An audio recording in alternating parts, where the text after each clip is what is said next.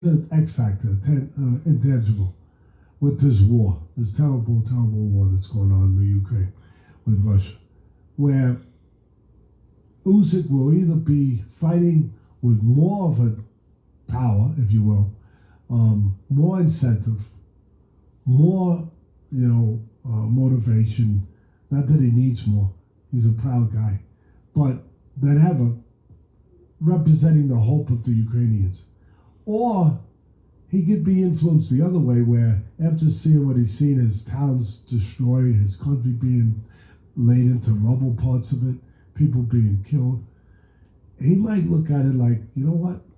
In the scheme of life, boxing's not as important as this, as life. And that could change him a little.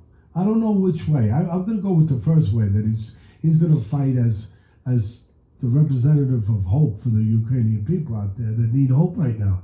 I'm going to go with that. I his versatility, his mind. I've said it before, and I know a few of the people. Again, you're going to have to go to the customer service department and talk to my man if you have some complaints about what I'm about to say. But sometimes I think, and you want to interpret it the wrong way, it's up to you guys. Sometimes I think that Joshua is too good a loser. And when I say that, do I mean he should curse? Oh, Teddy, you mean he should curse? He act like a fool, like this guy did, and that, and you start pointing all these names out, and act like Bruno, or act like this one, or act like that one. And no, I'm not saying that at all. You, come on, don't be so. Come on, be a little smarter than that. What I'm saying is, I know he's a classic guy, and he doesn't go out there. I'm not saying I want a sore loser that says the wrong things, but I'm just saying that sometimes it looks like Joshua accepts losing a little too freely, like he did against Ruiz the first time in the Garden. Almost like a guy who's made too much money. That it's Those are the words, once again, of Teddy Atlas, as you heard the man state about the mentality of Alexander Usyk and the fact that Anthony Joshua may lose a little bit too easy. And let me counterpunch. He questioned money. He questioned the way he lost against Ruiz.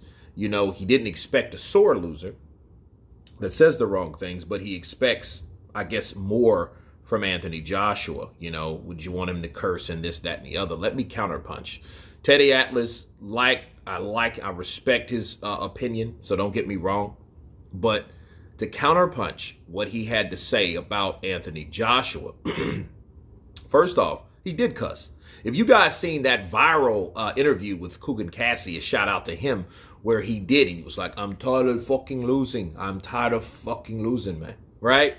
And he was just saying like, hey, he's tired of losing, like effing losing. Like he said that, like he was kind of on a rant, and he said a lot of things though, you know, that makes you kind of like, yo, what's up with Joshua? So, you know what I mean? What's going on? Like, I didn't have a game plan. You got to ask them about the game plan.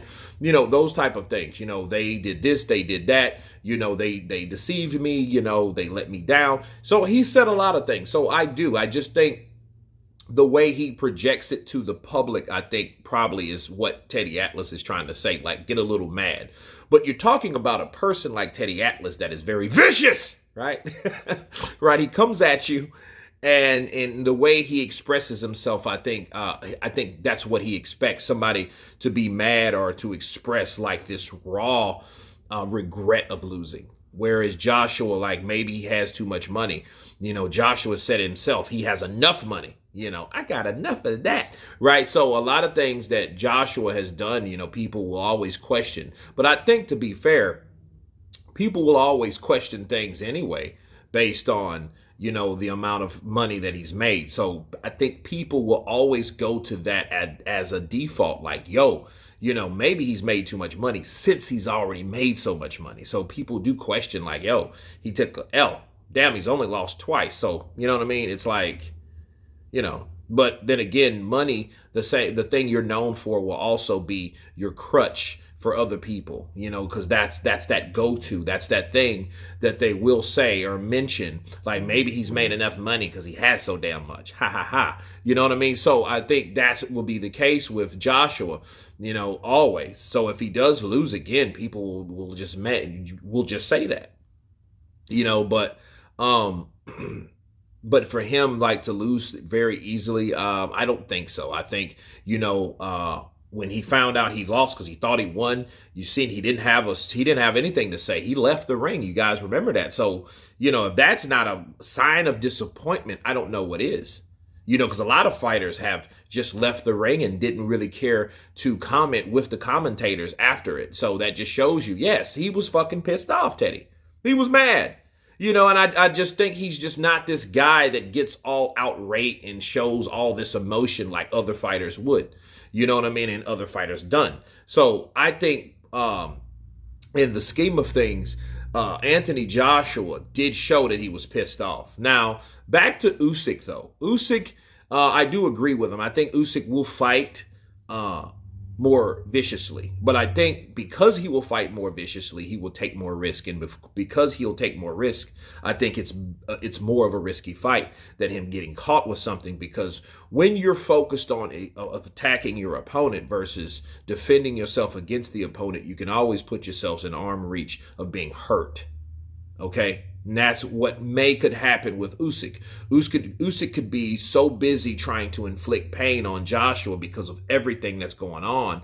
He might have a little PTSD or something going on. I don't know. And because of that, that's how you can get yourself in trouble. Because if you're constantly focused on one thing, you may close the door on that other thing. And that other thing is defense. Okay? You have to have both. If you're doing it 75-25, you could, that 25 over the 50 mark or the middle mark could get you knocked out or get him caught with something that he does not see, so he can't take his eye off the ball. We all know he has the ability to beat Joshua because he's already done it for 12 fucking rounds unanimously. Okay. But he could put himself in a situation. So it was a little give and take with Teddy because it was like, yo, maybe this is not important. If it wasn't important, he wouldn't be doing it. I think he's fighting for the country. He's a symbol. So that's what he's doing. I think he's channeling and funneling everything into fighting Joshua to make a statement. But anyway, you guys tell me what you think of Teddy Atlas and his views on Anthony Joshua and Alexander Usyk. Is Joshua pretty too good of a loser? You guys let me know. Of course, please subscribe. And you guys been Counterpunch. Peace!